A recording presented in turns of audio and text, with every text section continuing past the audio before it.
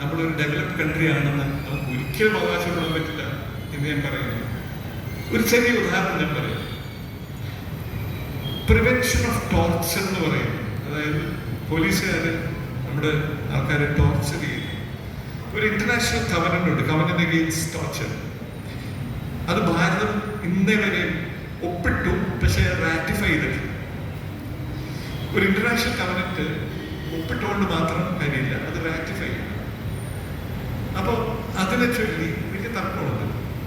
2010 ഒരു നിയമം പാർലമെന്റിൽ കൊണ്ടുവന്നു, അത് ലോകസഭ പാസ്സാക്കി. രാജ്യസഭയിൽ ചെന്നപ്പോഴത്തേനും 15ാമത്തെ ലോകസഭ ഡിസോൾവ് ചെയ്തു, ആ ബില്ല് പോയി. Central law commission report 2017 report വന്നത് നമുക്ക് ഒരു നിയമം വേണം, ടോർച്ചറിനെ ഡിഫൈൻ ചെയ്യണം, പണിഷ് ചെയ്യണം. ഒന്നും നടന്നില്ല. ഇന്ന് 2023 ഡിസംബർ മാസം രാജ്യസഭയിൽ ഒരു ബില്ല് വന്നിട്ടുണ്ട്. അത് പ്രൈവറ്റ് മെമ്പേഴ്സ് ബില്ലാണോ എന്നറിയില്ല. ഈ ബില്ല് പാസ്സായ നമ്മൾ ഈ അടുത്ത് കണ്ടു, തമിഴ്നാട്ടില് ഒരു പയ്യനെ 38-40 പ്രാവശ്യം CCTV ക്യാമറയുടെ മുമ്പിലിട്ട് അടിച്ചു കൊന്നു. ഇത് നമുക്ക് ആർക്കും സംഭവിക്കാവുന്ന, നമ്മൾ ആരും ദേഹം നമ്മൾ ദ്രോഹിച്ച് വെള്ളോടെ ദ്രോഹിച്ച് നമ്മൾ മരിക്കാതിരിക്കില്ല. നമ്മൾ മരിക്കുക അല്ലെങ്കിൽ അല്ലാത്ത രീതിയിൽ മാനസികമായിട്ട് നമ്മൾ പീഡിപ്പിക്കാം. എല്ലാവർക്കും ഭയമുള്ളതാണ്. ഭാരതം ചെയ്യില്ല. എന്താ കാരണം വെച്ച് കഴിഞ്ഞാൽ അഫ്സ എന്ന് പറഞ്ഞിട്ടൊരു നിയമമാണ്, ആം ഫോഴ്സസ് സ്പെഷ്യൽ പവേഴ്സ് ആക്ട്. അത് നമ്മുടെ കശ്മീരിലും നോർത്ത് ഈസ്റ്റിലും ഉപയോഗിക്കുന്നുണ്ട്.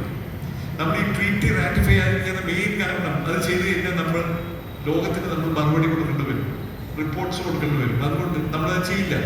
അറ്റ്ലീസ്റ്റ് നമ്മുടെ ഈ നിയമം വന്നപ്പോൾ, പാർലമെന്റിൽ വന്നപ്പോൾ, ഞാൻ ഈ മീഡിയ ഹൗസിന്റെ അവരുടെ ഒരു എങ്ങനെയാണ് ഇതിനെ അവർ കണ്ട് ചെയ്യുന്നത് ഒരൊറ്റ പ്രാവശ്യമെങ്കിലും ഇതിനെ കുറിച്ച് ചർച്ച ചെയ്തു.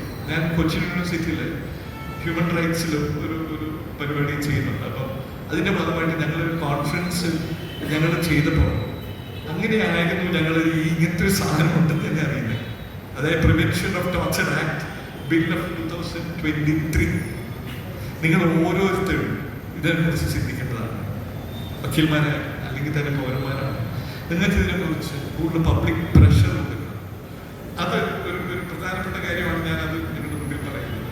ഇത് ശരിക്കുമുള്ള ഒരു പാർലമെന്റിന്റെ ജോലി എന്തൊക്കെ പറഞ്ഞു കഴിഞ്ഞാൽ കുറെ നിയമങ്ങൾ പാസ്സാക്കി കോടതിക്ക് ചെയ്യാൻ പറ്റുന്ന മാക്സിമം കോടതി ചെയ്തിട്ടുണ്ട്. നമുക്ക് സുപ്രീം കോർട്ട് ഓഫ് ഇന്ത്യ എന്ന് പറയുന്ന വാസ്തുവിൽ ലോകത്തിൽ തന്നെ ഏറ്റവും ശക്തിയുള്ള കോടതിയായിട്ട് വിശേഷിപ്പിക്കാം. പിന്നെ എവിടെയാണ് പ്രോബ്ലം? എക്സിക്യൂട്ടീവ് ഗവൺമെന്റ് ആണ് ശരിക്കുള്ള പ്രോബ്ലം. എക്സിക്യൂട്ടീവ് ഗവൺമെന്റ് എന്ന് പറയുമ്പോൾ അവിടെ ഏറ്റവും പ്രധാനപ്പെട്ട വാക്കുകൾ നിയമവാഴ്ച. കോൺസ്റ്റിറ്റ്യൂഷൻ ഉണ്ടാക്കുന്നതിന്റെ ഒരു പ്രധാനപ്പെട്ട ഭാഗം എന്ന് വെച്ചാൽ നിയമവാഴ്ച കൊണ്ടുവരിക എന്നതാണ്. നിയമവാഴ്ച കൊണ്ടുവന്നാലേ ഉള്ളൂ. നമ്മൾ എത്രയോ വർഷം, 90ഓളം വർഷം നമ്മൾ പൂർവികർ സായിപ്പന്മാരുമായിട്ട് യുദ്ധം ചെയ്ത് നമുക്ക് വളരെ കഷ്ടപ്പെട്ടുണ്ടാകുന്ന പിന്നെ ഭരണഘടനയെ നമുക്ക് യഥാർത്ഥത്തിൽ സംരക്ഷിക്കാൻ പറ്റുള്ളൂ. ഞാൻ ട്രാഫിക്കിന്റെ കാര്യം ഞാൻ പറഞ്ഞു. ഏതൊക്കെ നിയമങ്ങളുണ്ടോ അതിനെ നമ്മൾ കഴിയുന്നത്ര സത്യസന്ധമായിട്ട്, ഞാൻ പിന്നെ പറയുന്നു, ക്യാരക്ടറാണ് ഏറ്റവും ഇമ്പോർട്ടൻറ്റ്. നമ്മൾ സ്കൂൾ തൊട്ട് മുകളിലോട്ട് നമ്മൾ വേറെ എല്ലാം പഠിപ്പിക്കുന്നെങ്കിലും ക്യാരക്ടറിന് വില കൊടുക്കുന്നില്ല. നമ്മൾ പണത്തിൻ്റെ മുമ്പിൽ നമ്മളെല്ലാവരും കീഴടങ്ങി ജീവിക്കുന്ന ഒരു സ്ഥിതിവിശേഷമാണ്.